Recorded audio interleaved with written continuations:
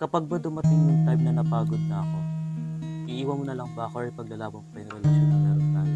Kailangan ba talaga sagutin yan? Siyempre, ipaglalaban ko. Naniniwala kasi ako sa salitang kapag napagod yung partner mo, dapat ikaw yung maging way or ikaw yung gawin yung pahingahan. So, kapag dumating sa time na napagod ka, nandito ako para maging pahingahan mo. Tsaka syempre, paglalaban kita, hindi ko sasayangin yung mga memories, parang hindi ko sasayangin yung mga nabuo nating memories na magkasama, hindi ko sasayangin yung mga plano natin, tutuparin pa natin yun ng sabay dapat. Pero kasi kapag dumating sa time na napagod ka nga, tapos ikaw na yung may gustong bumitaw, ikaw na yung may gustong umayaw, para saan pa na ipaglaban kita kung ikaw na mismo ayaw mong ipaglaban kita? Di ba? Siguro pag dumating nga sa time na yun, tapos ayaw mo lang ipaglaban kita, hindi na siguro para ipaglaban pa. Siguro pipiliin ko na yung sarili ko. Dapat na akong sumuko. Siyempre, ipaglalaban ko pa rin yun hanggang sa uli para wala akong regrets pag nawala ka. So ipaglalaban mo ako? Oo, alam ko kung bakit kita ipaglalaban. Bakit? Di ba nga, siyempre pag mahal mo yung isang tao, dapat kailangan ipaglaban mo siya. Kahit sa sobrang hirap na ng sitwasyon ng buhay nyo, ipaglalaban mo yung taong yun kasi mahal mo siya. So, mahal kita, kaya ipaglalaban kita. Balik ko yung tanong. Kapag ba ako yung dumating sa time na napagod na, iiwan mo ba ako? Or ipaglalaban mo? Katulad ng paglaban ko sa'yo. Ako ganun din. Ipaglalaban ko pa. Once na dumating yung time na napagod ka na, hindi kita iiwan. Kasi alam ko sa mga oras na napagod ka, alam kong mas lalo mo akong kailangan kasi pagod ka na. Hindi porket napagod ka, doon na kita iiwan. So, hindi mo ako iiwan?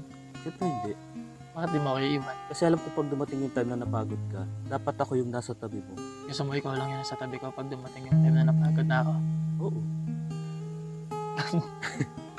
Tsaka pag dumating yung time na napagod ka na, doon kita bibigyan ng time para magpahinga.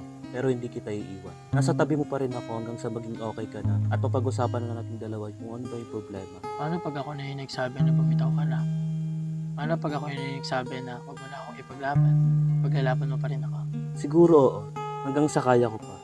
Pero kapag dumating na yung time na ako na yung napagod, doon ako bibitaw. Siyempre, di ko nahihintayin dumating yung time na mapagod ka. So, ipaglalaban mo nga ako. Oo naman. Ipaglalaban din kita. Bawal.